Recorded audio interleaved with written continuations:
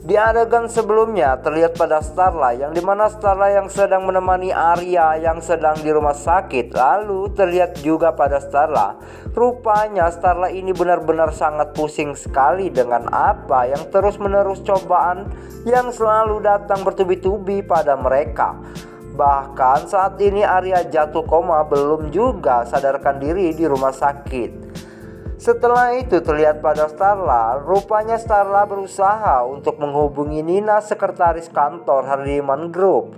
Lalu Starla meminta pada Nina untuk mentransferkan dana yang cukup banyak pada Starla dengan alasan Starla untuk biaya pengobatan Arya. Namun akan tetapi setelah itu Nina yang mendengar kata-kata dari Starla, lalu Nina pun menjelaskannya pada Starla bahwa saldo di rekening perusahaan Hardiman saat ini sedang kritis, dan Nina pun mengatakan pada Starla bahwa semua tender saat ini dapat semua dengan PT Wijaya. Starla yang mendengar penjelasan dari Nina tersebut, lalu Nina terlihat pada Starla, nampaknya Starla benar-benar sangat pusing sekali.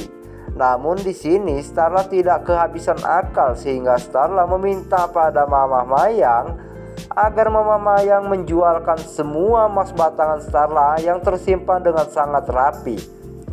Namun sayangnya setelah Starla sudah menjual emas batangannya tersebut, namun itu semua belum mencukupi untuk biaya perobatan Arya sehingga Starla nekat, bahkan Starla menggadaikan PT Hardiman tersebut untuk biaya perobatan Arya, yang dimana biaya perobatan Arya ini tidak sedikit dana. Namun Starla berjuang sekuat mungkin agar Arya bisa sehat seperti dahulu kala, sehingga Starla merelakan semua harta bahkan benda hilang asalkan Arya bisa pulih kembali.